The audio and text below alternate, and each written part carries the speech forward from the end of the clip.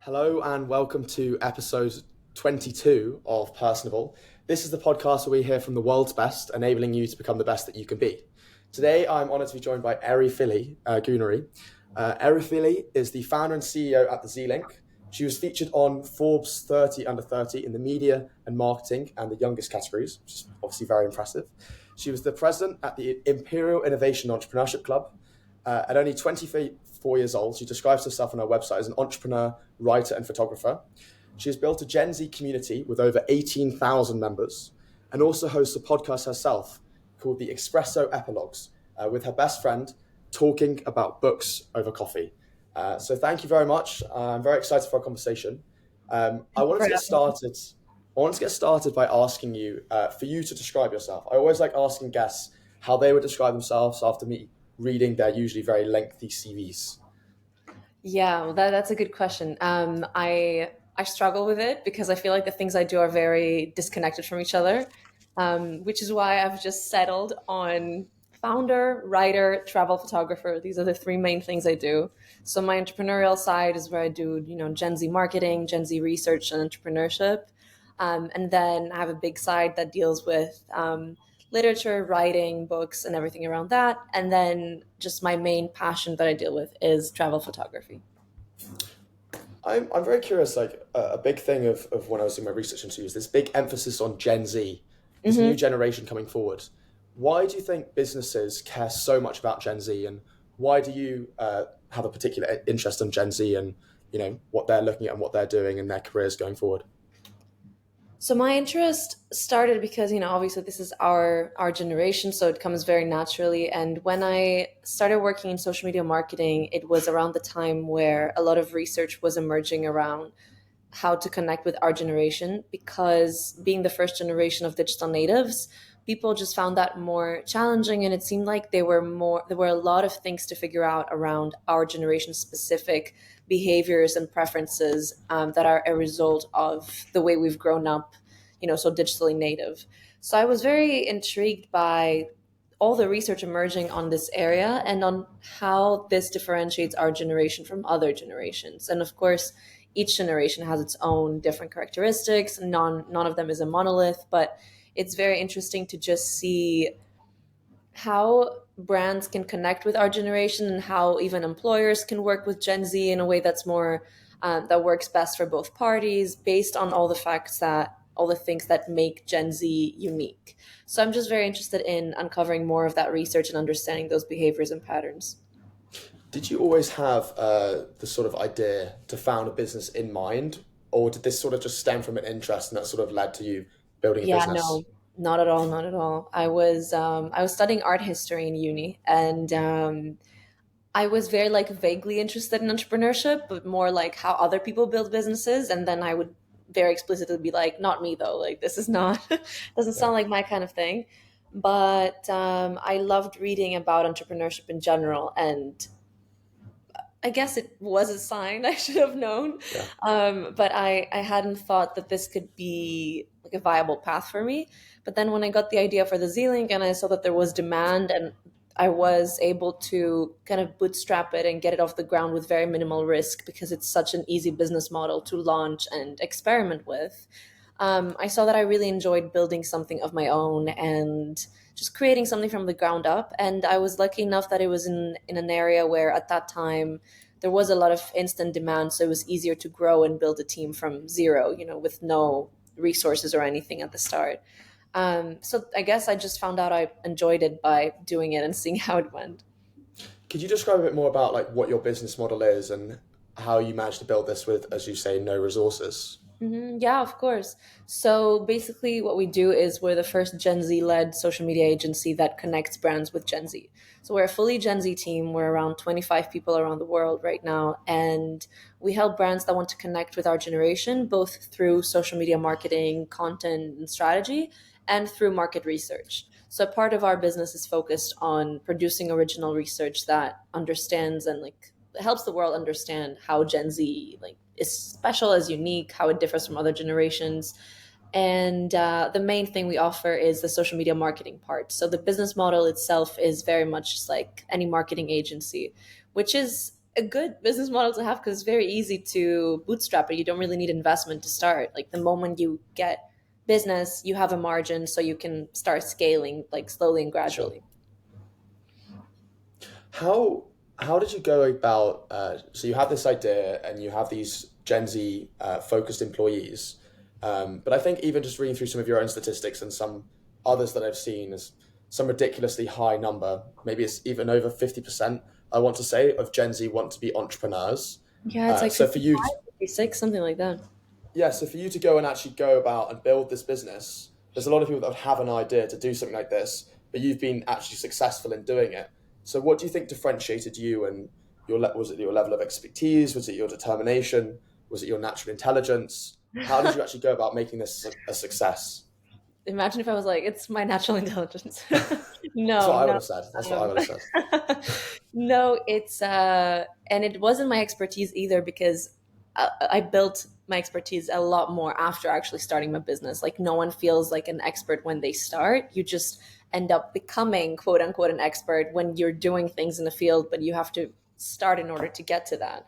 So for me, what helped for sure, and I know that's what made all the difference, is that I it's a mix of two things. One is that I love getting things done. So like I hate overthinking things and delaying them. So I'm naturally inclined towards action. I think they call this like having a bias for action in entrepreneurship. And this is the thing that a lot of people I think lack, where if they start kind of training themselves for it, it would make the biggest difference. Like literally just doing things, like get things done, having an idea, exploring it the same day.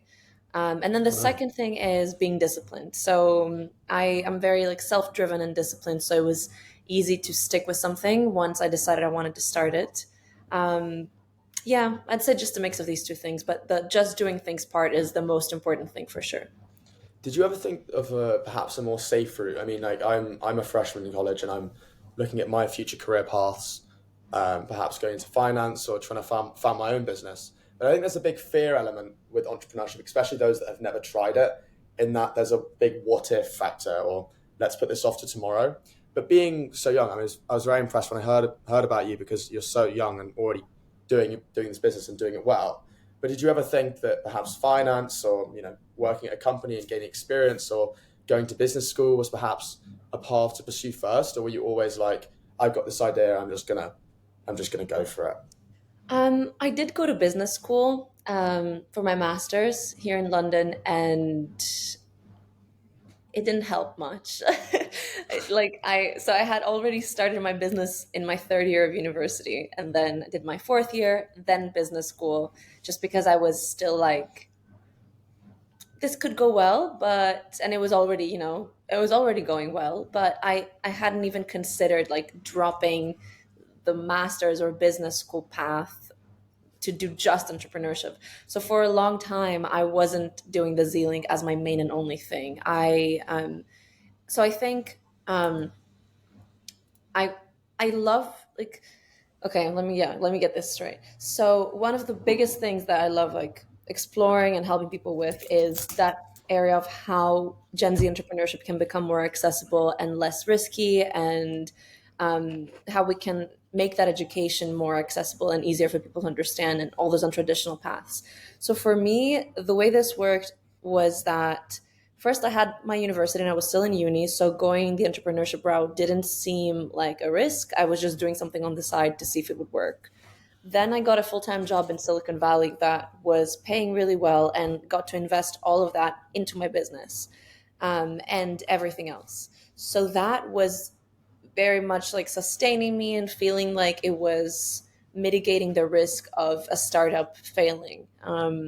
So having a job and having the Z-Link as my side gig for a while just made it a lot easier for me to feel like it's not life or death. Like whatever happens is fine because it's my livelihood does not depend on it.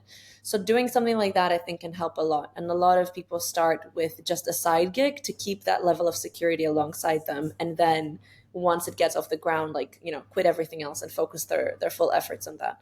So out of the almost 4 years of running the Z-Link, I've only been doing it full time with nothing else for a year now, like when I left my previous job. So it's just a mix of things. Yeah, I think there's a big presumption. I mean, even in the bias in my own question, that entrepreneurs are people that they drop out of school and they drop everything and they have a high attitude for like risk and but even in your own answer, you'd already you'd been to business school and you had everything on the side. I think I actually saw a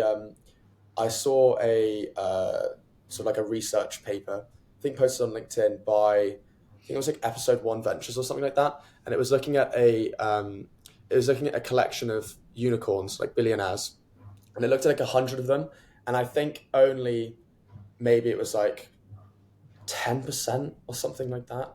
Actually, no, I'm kind of just waffling. I'm getting confused about I'm 90% of them curious.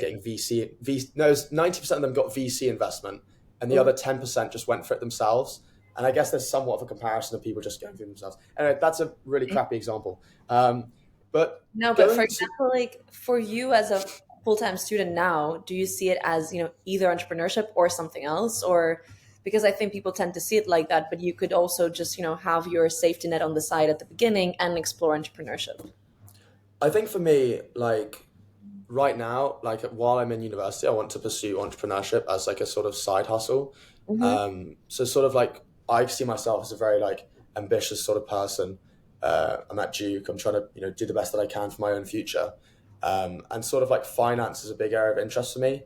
Perhaps Hmm. trying to go into investment banking or try and join a hedge fund or something like that because that's a Yeah. key area of interest.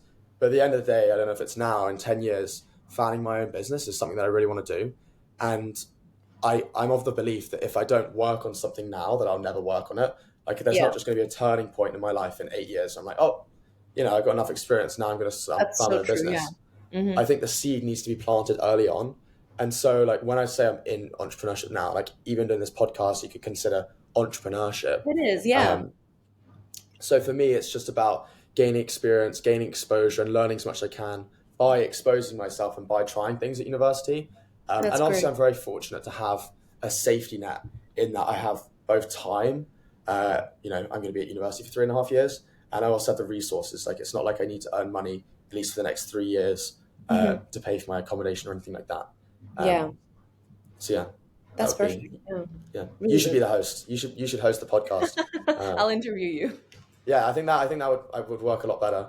Um, there was a when I started this podcast. I mean, still very small, but perhaps it could be something for the future. Uh, and something that I picked up on particularly strong was this idea of community. Hmm. Uh, I had this thought that if you can, I've read a lot of startup books as well, but basically in the value of having your first 1,000 users or first 100 users or whatever, and Yeah. if you can get 100 people or one person or whatever that are super passionate about what you're doing and super passionate about Exactly. your project, then Yeah. you'll get a sort of network effect, and that'll tell one person or 5 people, and it will grow. And the value in that versus having 100,000 people that will look at your product and never use it again. Yeah. Um, and I'm very impressed that you've been able to build your own community of 18,000 people strong. I'd be curious to learn about like what the initial idea was for that, how you built it, how the network effect worked, or if it was sort of advertising, just sort of the whole story and what you're trying to achieve by building that Yeah. community. Of course, that's one that I almost never like. It almost never comes up. It's interesting though. So the way this worked is, you were maybe too. I don't know if you were too young to remember, but in like 2020 or like early 2021. I don't know how involved you were in the like just Twitter tech startup space, but it was when Clubhouse was just a thing. And do you remember that? Were you on it? They never let me in. They never let me in. Yeah, really? Yeah, they never let me in. They sucked like that. Yeah, but so Clubhouse was a thing then, and I guess so. You do know the kind of hype that it was surrounded by, and I'm typical early adopter in every way, and so I was on Clubhouse, day one, just trying to figure out if there's any opportunity or anything interesting to do there. And there was a lot of excitement in this entrepreneurial community that is very largely Gen Z, specifically on Twitter, about Clubhouse. So what I did was I got together a few people, like maybe 10 people that were also Gen Z entrepreneurs or designers or just in some way connected to this whole landscape. And we started hosting these Gen Z rooms to basically facilitate discussions among our generation. And they ended up getting really, really popular because there was no Gen Z space on the app. It was just like, there were tons of random things, but during its peak, there was no other Gen Z space specifically. And it seemed like people just wanted this opportunity to connect with others that had similar ambitions and similar interests. So I started this and we called it the Gen Z Club, and, very easy. Yeah. And it ended up growing from 0 to 18,000 in like maybe less than 6 months, Oh, wow. very organically, because the nature of the app was very much about like network effects. It was very easy it was literally people having conversations and inviting their friends to join them.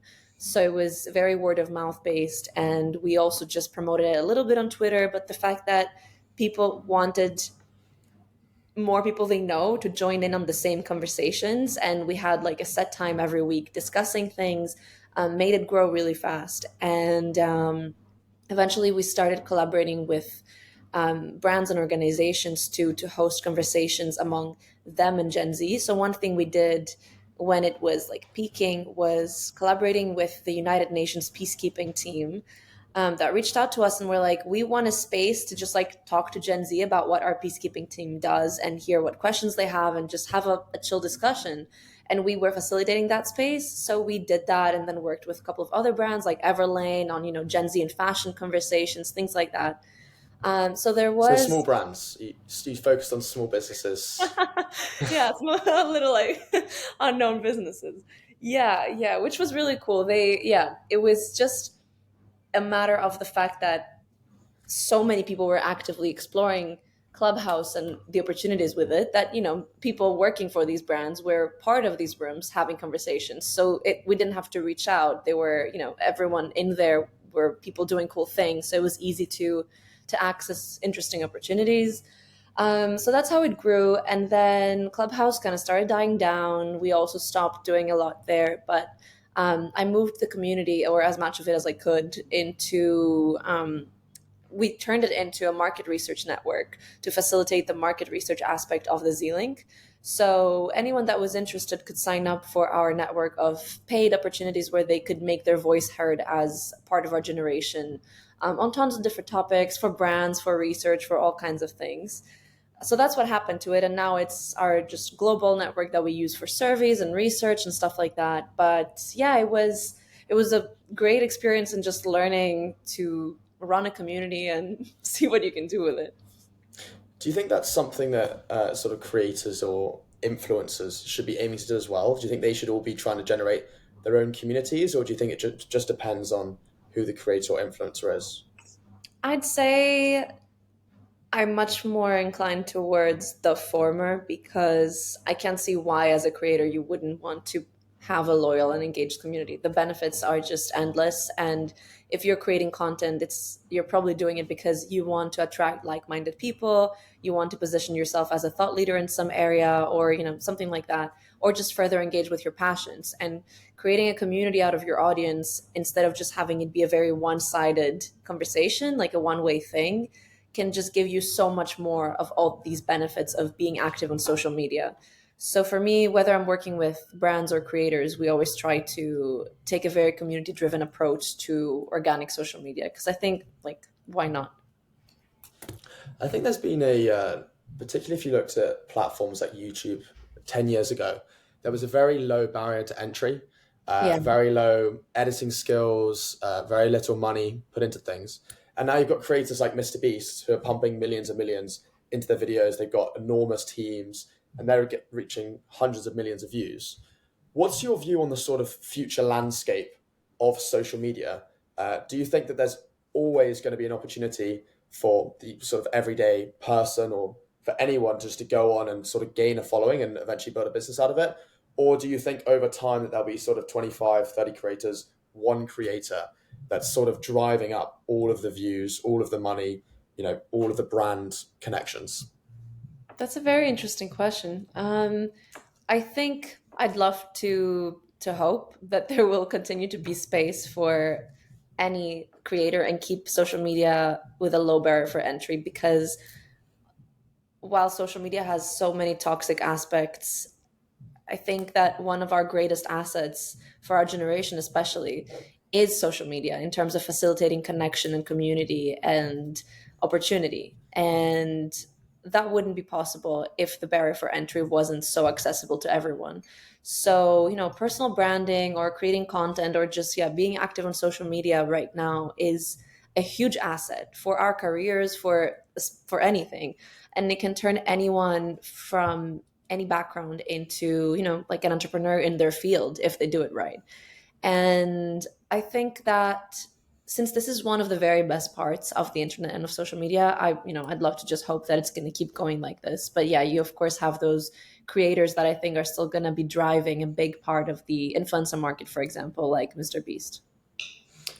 What do you see as the sort of the future of individual personal branding? Because a similar sort of time when Instagram and all the other sort of social medias were coming through, a lot of people would just sort of post whatever on social media because their old employers would have no idea what even Instagram even was.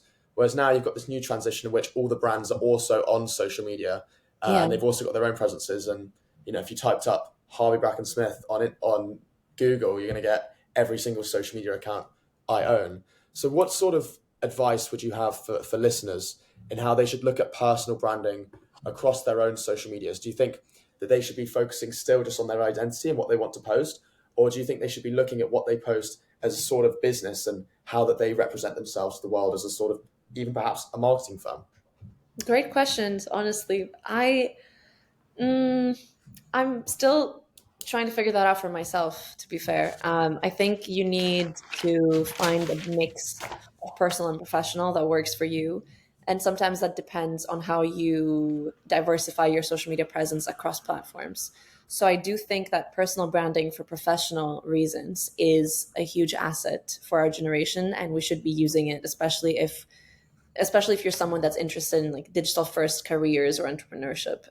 Yeah, it can really just get you so far and expand your network like never before. So if you're not taking advantage of it, why? So you might as well. But then I think it's sad to miss out on the part of social media that's more private and personal still, and more about everyday connections and where you don't have to overthink every single thing you do. So what I'm doing and how I'm handling this, which I don't know if it's going to change, is I just treat every platform differently. Like my Instagram is for now private. Don't know if I'm going to keep it like that, but I used to have it open for professional things.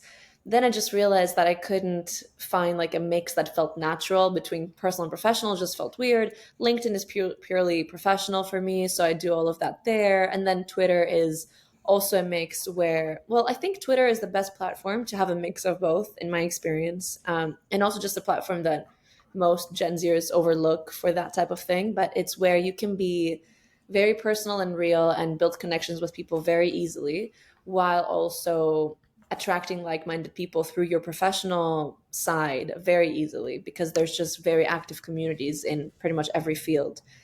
So you can be posting both and it doesn't feel weird the way it would feel on like Instagram, for example, where it feels like you're just trying to, it feels very like performative, almost like the vulnerability and the realness of your content, if the rest of it is professional, seems like it fits into like an influencer act in a way.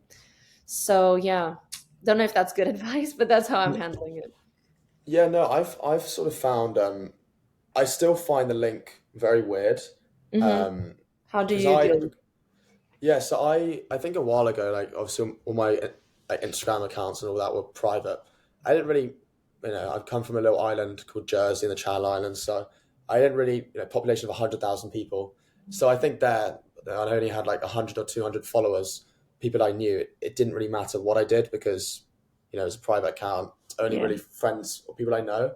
But Hmm. now having then gone to boarding school in England and now being in America, uh, I now maybe have about 2,000, but they're not random people. They're all sort of people that I know, and I think Hmm. there's a weird disjoint in that my followers aren't followers. Like I follow literally everyone that follows me.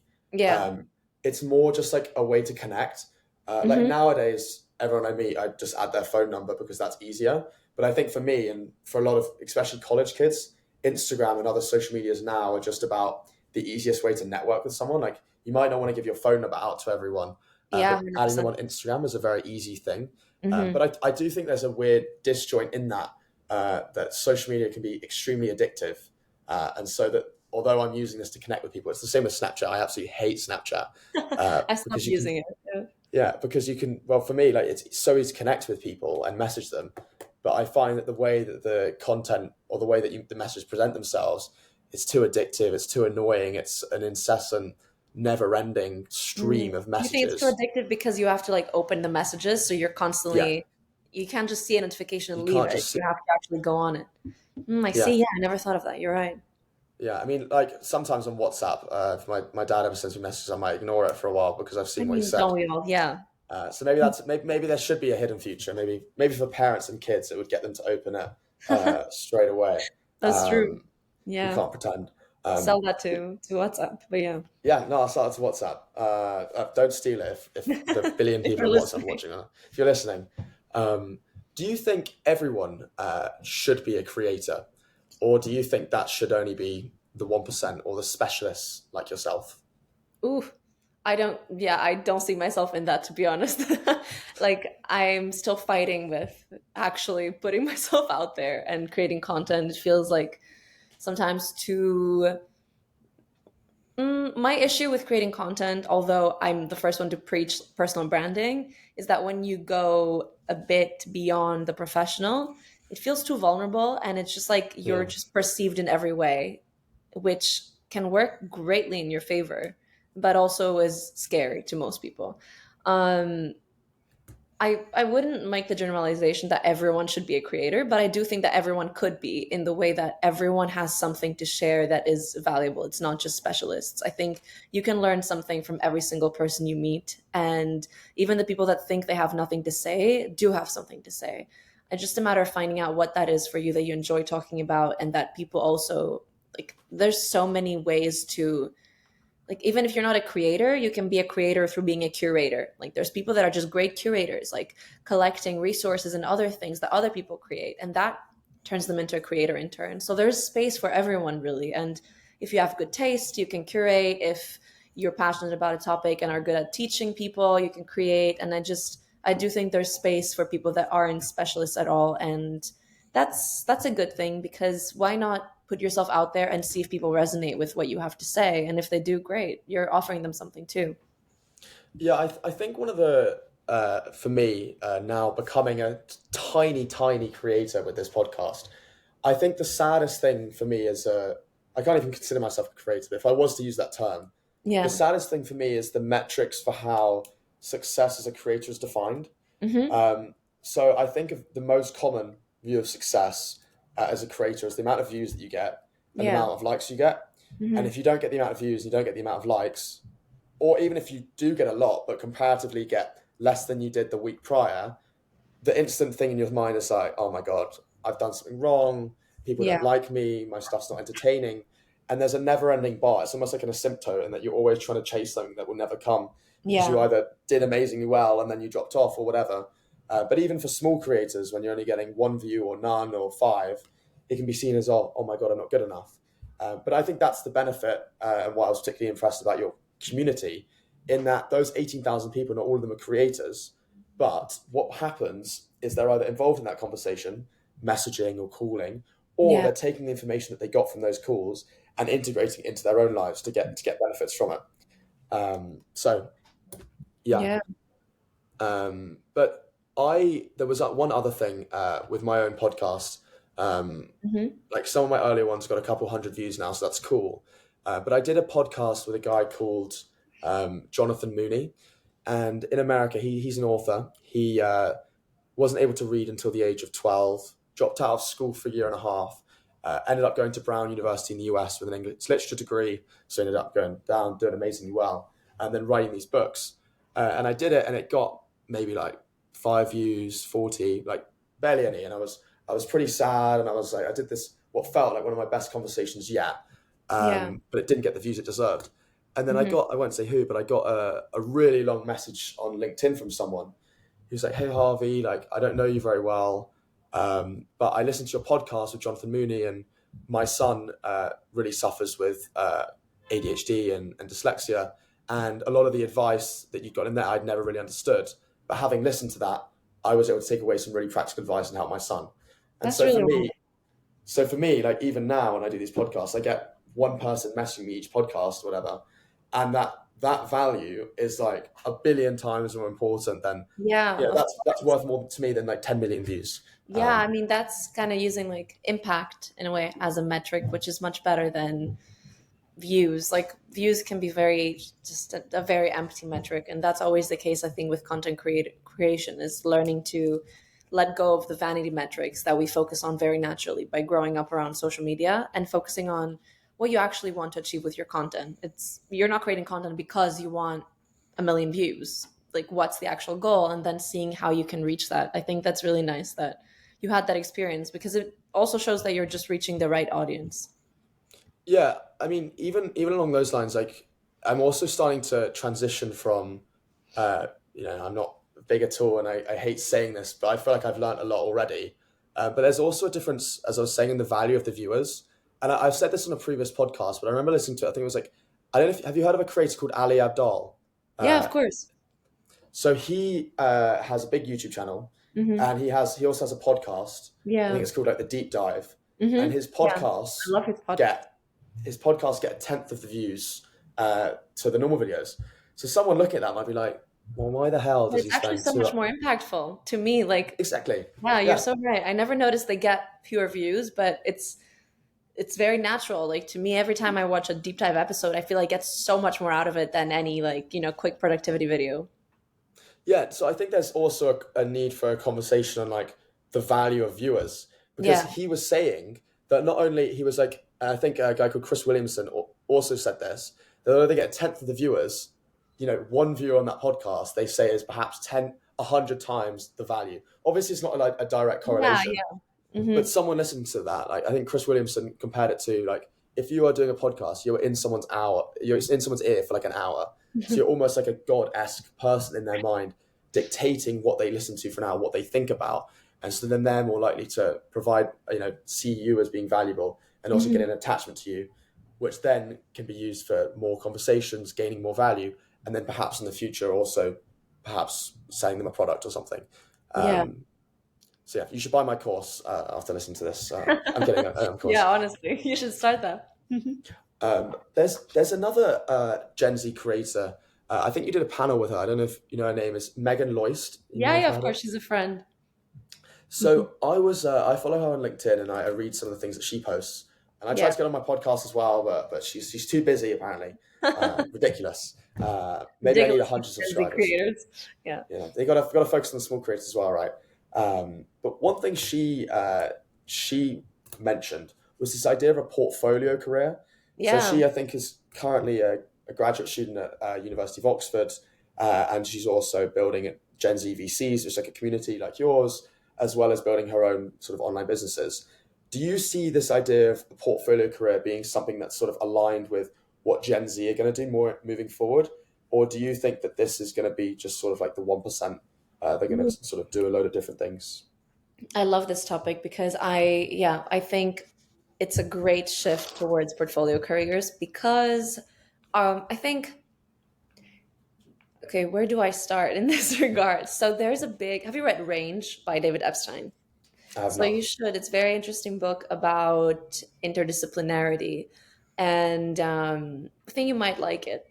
And the thing about it is that we're living in a world now where being interdisciplinary and being a generalist, I prefer just interdisciplinary than generalist, but it's much more of an asset than it used to be, but also is a much greater strength in some cases than being a specialist. Because the problems that we're dealing with in our world now require interdisciplinary thinking to be solved. And I think we're moving in a way where more and more people are considering themselves interdisciplinary in some way. And that's why a big a big discussion in our generation is that because of social media, we feel the need to fit ourselves in a box and fit in a certain category because you should pick a niche that's easily digestible and easily understandable so people know what it is you do. Whereas for most people, that's not really possible unless you have one single passion and that's your entire thing. But I see this more and more rarely. Like for me, all the different aspects of what I do that are I'm equally passionate about don't really fit together, and it's really hard to place myself in a single category. Like Google now says I'm a writer. Before it used to say I'm an entrepreneur. It's like I don't even know, like it doesn't even Yeah. matter. There's all these spaces online where you feel like you need a label or a box for you to present yourself. Also, could plug the draft here. I Very, know. I was thinking the exact same thing. yeah, I said that. I was like, wait. um, but yeah, I mean, this is why I love it, by the way. But so this Do you want basically to means, explain? Do you want to explain what the draft is? yeah, so the draft is what Harvey's father is building. It's a platform that is kind of like a much better LinkedIn, or a social media platform that allows you to present all different sides of yourself, not just your professional side. And you can create content on it. You can showcase the different things that make you you without needing to fit in a box. And as a result, you can even find jobs through that are a much better fit for you because they can see the different sides of yourself that make you unique.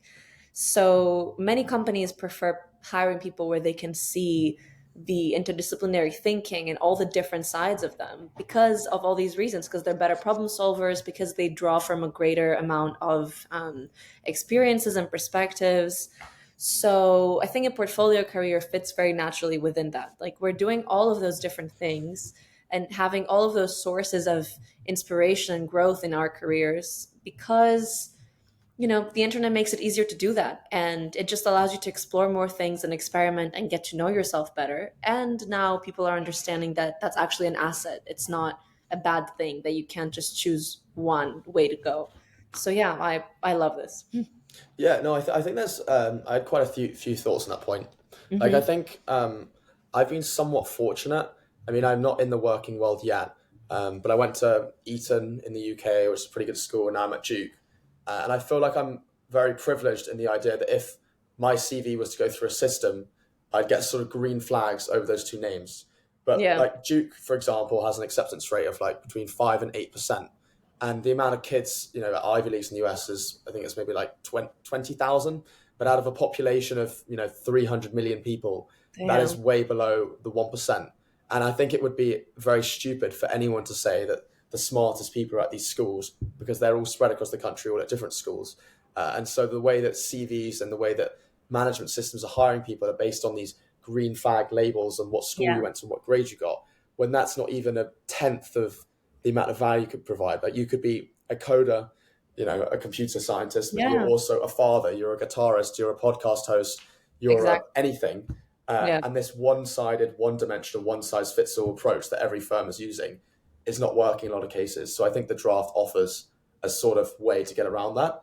Yeah. I also, Exactly. I also wanted to add. I was speaking to a podcast probably going to post today or tomorrow. Last week I was speaking to a lady called Anastasia Garcia. So she has 1 million followers on TikTok, and she unfortunately had a sort of condition with her hand, where she sort of had a disability with it, and she was just creating regular dance content. And one day she made a funny joke about her hand, and it got 20 million views. And she made another video, it got 15 million, and then it got another video, it got 11 million views. And although that was amazing and she built this big community, and for that short period of time, she was then able to sort of help a lot of people and, speak upon the subject and become a spokesperson for that.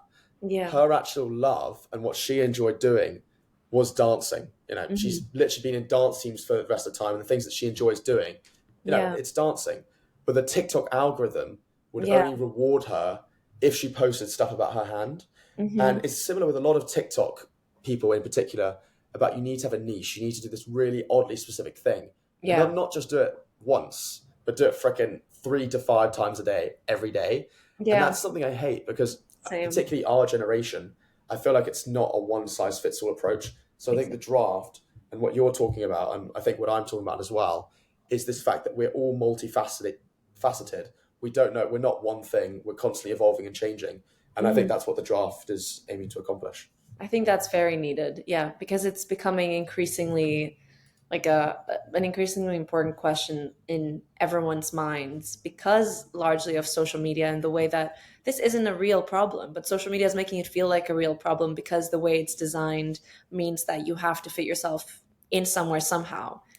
And if you're creating content in some way on the internet, you probably, I feel like most people that do have experienced that, and they're like, wait, I want to post about this that I'm really passionate about, but right now I have all these followers that just follow me because they want to see that other thing. But like, it's all equally important to what makes me me.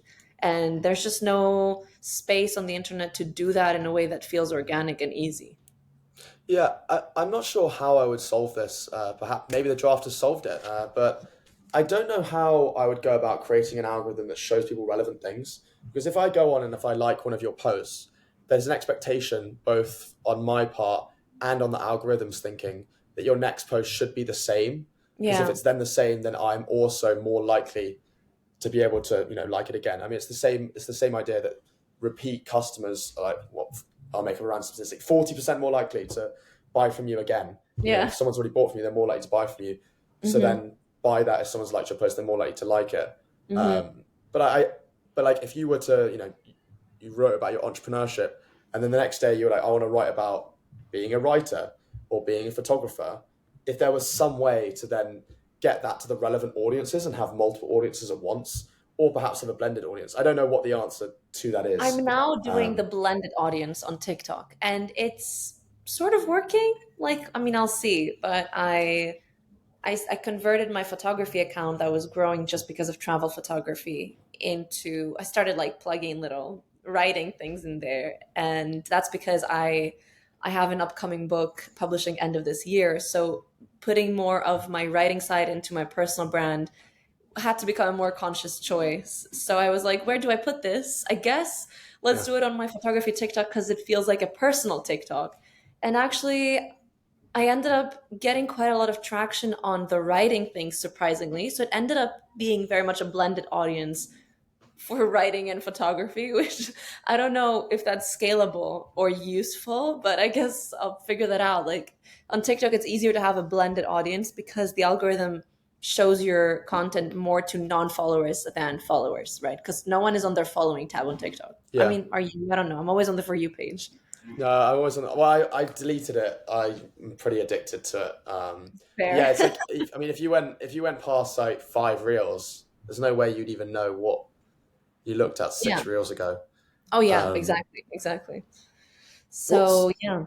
Hmm. what's your view on success as a brand on social media? Hmm. Is there a perfect formula? Is it like good content, consistency, and just getting it out there? Is that always going to guarantee success, or is there a secret sauce? Or even as an agency owner, a brand came to you, could never actually go and guarantee them the results that they want. I think the point where you can't guarantee them the results comes more from the product and the brand's own understanding of the brand's value.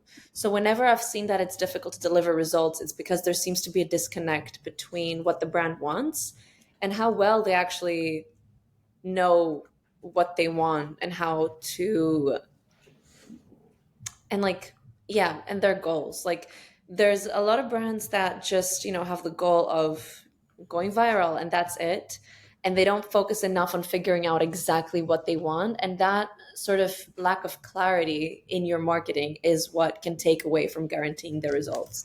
And as an agency, there's nothing you can do if a brand is always just like, well, not this, but I can't exactly tell why, and nothing else works either. So, like, there's a lot of internal work that needs to be done. But then once that's done, I think it's possible to kind of guarantee the results, yeah, through consistency. I mean, if we're talking about Instagram and TikTok, because these are just platforms that right now most brands are coming to us for, everything else just kind of like less prioritized.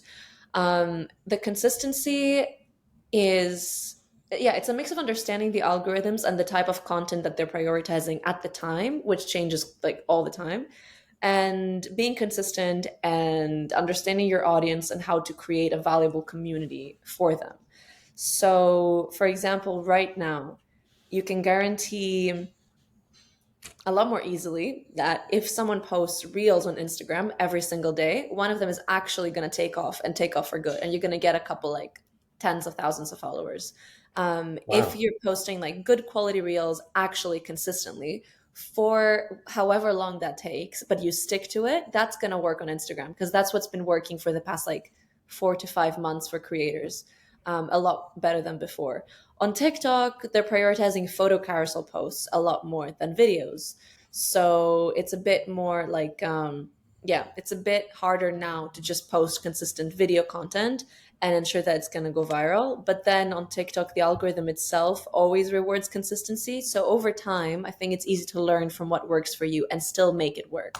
So it's a matter of like learning from the data all the time when you're posting and being open to experimenting, and also recognizing as a brand that it takes time.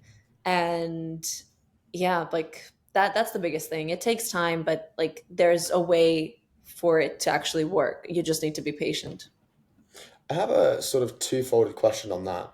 Um, Firstly, being like, when I think about trying to make a TikTok, I don't think I've ever actually posted a TikTok apart from clips of my own podcast, but I've never done one of like me talking or anything.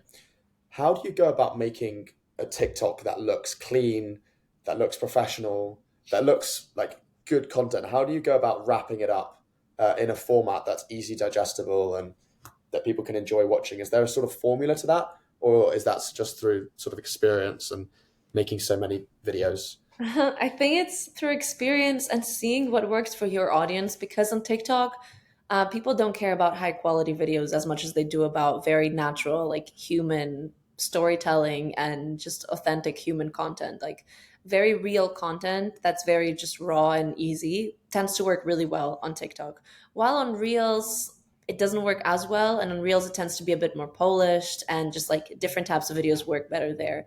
But that means that on TikTok, you just don't need to have like a perfect quality setup and whatever. It's more about the all the different nuances that make your video, yeah, that make your video interesting to people. Like how well it can grab attention, how well you can convey a story or what you want to say, and it's a mix of many many things. But the actual like quality and format doesn't matter as much. You also mentioned data. Is this just, are you collecting this data through the content that you and the brands that you work with? Are you generating it through the content that you produce? Or are there sort of other resources that people could use to go about finding about how to create viral videos, what's trending, what's working? You mentioned the photo carousel on TikTok. Is that just through experience, or are they posting things? How are you A getting lot this of these data? things are just available through every platform. So if you're creating content, for example, TikTok sends you notifications now that's like photo carousels are working much better. You're going to get 30 times as many views. So like it's literally telling you. So that's one way. TikTok does that. Instagram, not really. The other way is looking at your social media analytics. Like for every brand, we do this every month, and we do a deep dive in every part of their social media analytics and see what it means based on our experience. Does it mean that we need to adapt or pivot part of the strategy? Does it mean we need to double down on something? Like being very much on top of the numbers is really important because you can learn a lot through it.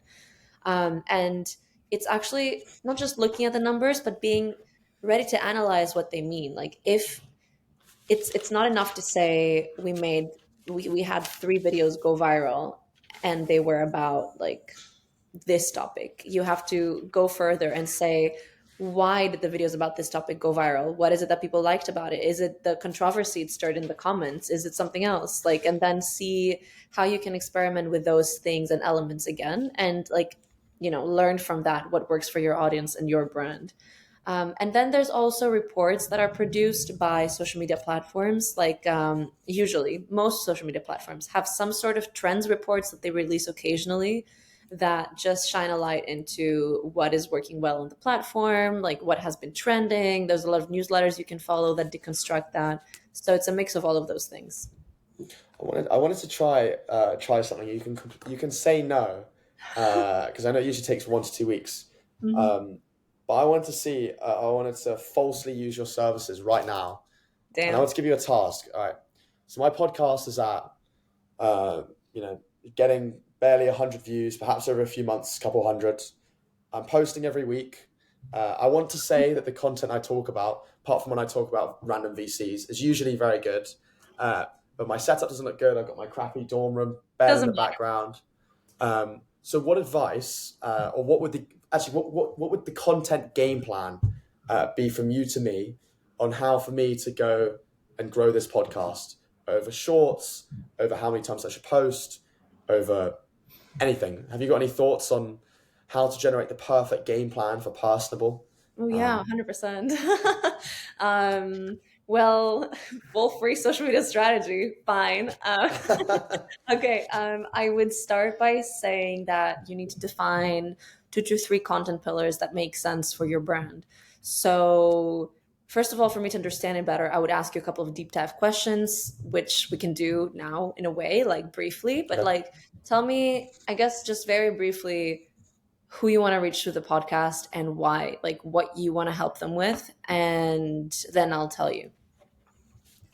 Okay, so it's kind of a selfish reason, but I want to hear from the world's best from the initial interest because I wanted to get to a point where I can become one of the world's best in some field. So it's just, although it doesn't look like it, it's actually essentially a self-improvement podcast because I think there's parallels between a writer, an athlete, a social media agency owner in their mindsets. So I want Yeah, to help anyone that wants to improve themselves in terms of the mindset, in terms of their learnings, to become a better version of themselves. that's great. That's great. Perfect. Okay, in that case, I think I would do 3 content pillars. Let me think about it as I go, but it's hard to without writing anything down. Of But course, I'm sorry for putting you on the spot. no, don't worry. It's interesting. One would be so okay. Basically, defining like 2 to 3 content pillars means that you split the content that you'll be posting into different areas. So then it's always easy for you to create content and know why you're creating it. So a lot of brands and podcasts and people just like they're like, oh, I'll post a clip, and it's like, why? Why? What's the Cool, yeah. strategy behind it? So in your case, I would recommend something like, and that's just based on this. Like if I ask you more questions, my answer might Of change. course. But one content pillar I would suggest would be self improvement, which means so if you post like say 7 posts per week, like one per day on TikTok or on Reels or something like that, maybe 2 or 3 of those posts would be related to self improvement. And that means that you can be posting like podcast clips or lessons or just like tips you learned from people, designed as quotes or posted as clips or whatever. You can like play around with the format a lot, but with the aim of reaching people that are into self-improvement content. So you can get, especially on Instagram, hashtags do work no matter what anyone tells you, so you can really get it seen by the right people. And then on TikTok, the algorithm would again pick up that you're delivering self improvement stuff and show it to the right people. So that's like such a big area on social media. So you could be posting the biggest highlights and the biggest lessons from your podcast that are related to that and the things that you feel can directly help a viewer. Like if a random person sees something on their TikTok for you page from your podcast, what clip would you choose that they would actually want to save? Like focus on that. Why would you So want to is save? it quality or quantity? Because some people have just told me like post like 20 clips, maybe one of them will go It's viral, or should there be a very tailored approach to the sort of content that I'm trying to put out? I'd say more of a tailored approach. It is both a Mhm. mix of quality and quantity. Like you need to be consistent with it and post like once a day if you can. Some people do twice a day. But yeah, say that you like, 30% or 40% of your weekly content is in the self-improvement content pillar. So that's one. The second one I would recommend is trying to think of what the third one is. I'm not, oh, yeah, okay. Oh yeah, yeah. The second one I would suggest would be the community content pillar. And that's like I'm biased because I always recommend a community content pillar to almost anyone I work with. But it's a way to keep community at the core of what you do without it being an afterthought. And what that means in practice is that maybe a smaller percentage of your content doesn't need to be actually like split in 3, but a smaller percentage of your content is about asking your followers questions, contributing to your community, like having like discussions with the people that follow you, starting conversations. That's really important. And you'd be surprised, like people don't really do that. So community is what gets people to feel like you're not just talking at them, you're talking to them. You're facilitating conversations around topics that interest them. So having that as part of your strategy and your content breakdown means that you will actually be sticking to it. And that's really good for the people that follow you. I thought about at one stage trying to do like maybe like live streams or like Mhm. before or after interviewing a guest, either get people's thoughts on what they'd be interested in knowing about them, or after I post an episode, doing like follow up live stream or something to try and get people's thoughts. I don't know if you think that'd be a good idea. I think that's a great idea. Yeah, that would go under something like community, I think. Yeah, something that's very aimed at getting your people engaged further than just watching your content. Yeah, I think that's a very right path to be thinking in. And then the third one I'm unsure about. Maybe there wouldn't be a third one. Maybe you're good with just these two. But the one I thought of that could be cool is the you content pillar. So for brands, what we do, there's like always a pillar about the brand itself or the brand Yeah. story or the brand's founders or the behind the scenes or like, like what, because if a brand is always posting about their product, no one cares to follow. So they need to actually be providing something educational, something entertaining, something more than that. If you're just a platform posting about what the platform does, no one cares. So that's like the product slash brand content pillar. That's for brands. For you, I think you could do something where you focus on the storytelling behind like Harvey. Why is Harvey doing Yeah. this? Like, who are you? Why are you interested in this? What have you learned from people that You're gonna give me an you've existential spoken to? crisis. Yeah, definitely Who is identity Harvey? crisis. I never posted. I never Even posted TikTok, but I was just there thinking. who is Harvey? Yeah. So that could be cool because people love seeing the human side behind the content they consume. And you obviously are good at, talking to people, like being engaging because Personable. you're doing a podcast. Yeah, being personable, exactly. So that could be the, Harvey being personable pillar where people get to know you better because eventually that's what they're going to want to do if they like the content you're delivering and they're engaging as a community. So yeah, I would suggest these three. Because it's quite funny. I just wrote all that down. So thank you so much for Shit, that was a that. lot. Yeah. I actually I hadn't done it, but I was sort of thinking about that the whole way. I actually spoke to you about this prior to the podcast, and that uh, the main goals of the podcast: one, expand my network; second, for me to learn; third, for the listener to learn; fourth, to build in discipline.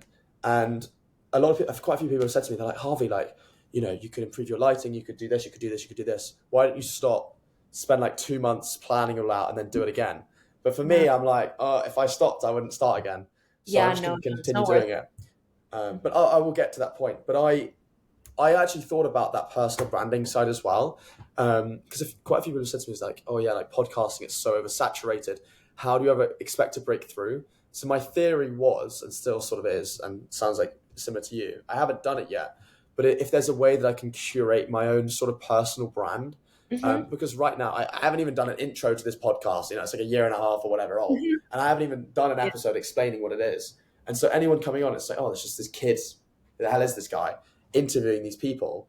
But I think if there's a way that I can both show who I am, the path I'm on, or at least where I'm trying to get to, exactly, as well exactly. as why I'm doing the podcast, I Yeah. think then I could sort of build a sort of community of similar, like-minded people. Um, Exactly. Yeah. Yeah. So it's very meta in a way, but like why it's like content about you and the podcast and what you're learning from it and even the discipline you're building from it and everything. Like people love to hear that.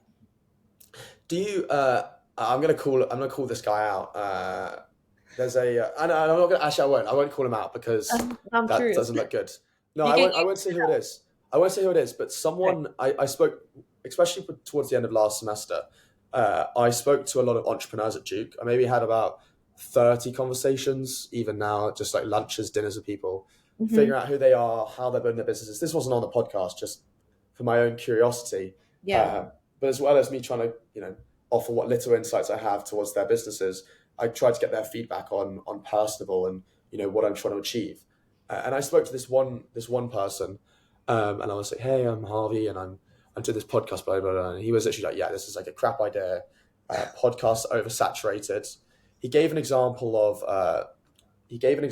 podcasts where they're doing stuff that are more relevant, aka if they did like an NFL podcast where there's a game every week, Yeah. someone would always, in theory, watch that game because it's more watch that podcast. Sorry, because it's more pressing about the game. Whereas my podcasts are more evergreen and that they're always lasting. So my question to you is, after having met me for 59 minutes, do you think it's worth it for me to keep going? And is there room for success for a small creator like myself? Or is there also room for realism in that, there's so many podcasts. I don't have a big brand. I'm not a famous actor or actress or whatever. And that I actually just have to be realistic and perhaps generate content in another field? I think there's definitely potential for you to keep going and actually succeed, because not if you are just publishing podcast interviews and stopping at that, but if you're creating content with the best of the podcast and you, like, why people should care about you doing this, then I think there's great potential. Because while the podcast market is oversaturated, there's only one Harvey, and that applies for everything, like, really. So I think that's definitely how I see it. That if you, like, anyone can succeed as a creator if they manage to show the sides of themselves that make them unique and that get people engaged and interested. And I think that you combining this with actual tangible self-improvement knowledge and insight from experts around the world, like, it's really cool. There's so much tangible value for people, and maybe for them to actually come and see that value and find everything you're doing, it needs to be a mix of that, the self-improvement content, the entrepreneurship, everything, and you. So I do think there's potential. I'm not just saying that. I could talk to you for hours, but I understand we both got to move on with our lives. You've got No, brands to make billions of pounds for. clearly. So my last question, I ask this to every guest, is what is one thing that a listener can take away from this podcast episode, whether it be something that you said or didn't say, that they can take and implement in their own lives? The just do things thing that I said, 100%. I say this all the time. I'm very consistent with it. Literally get things done.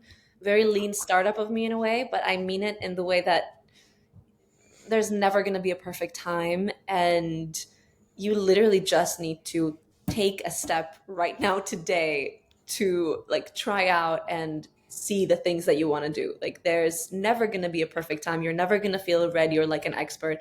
Everyone gets imposter syndrome. Everyone, like, wonders if they're capable and whatever, but you need to be one of those people that actually put something out there, whether it's a landing page, a social media account, a piece of content. Get something done so that the first step is done and you go from 0 to 1 without thinking about it further. That's the best thing I can say. Yeah, finish strong is what they say. Well, thank you so much. Thank you so much for joining me today. I think we only arranged this podcast like two or so days ago, and I did one yesterday. So when I was like, we got it this morning, and I was really tired. I was like, oh, I'm going to screw this up. This isn't going to go well. And I started off by giving some great questions. crappy example, but I enjoyed this so much. I feel like I learned a tremendous amount from you, and I think there's also a strategy. Exactly. Like I also think that's like something in my mind. I was like, there's someone, you're only 24 years old, and you're building this agency, and you don't have 10 million or so followers. So how could you go about building similar size audiences for brands? I wasn't sure. I pride myself on trying to ask good questions, and I feel like every question I asked, you smashed out the park. And I felt like if I had the money, I would work with you. So I feel like I managed to get that little bit of free content in there. I'm really glad it was helpful, really. Like, you ask the best questions, so it helps. Well, thank you so much. I'm excited to see what you do next. And yeah. Likewise. And if I can help in any way, let me know, like, outside of the podcast. But of course,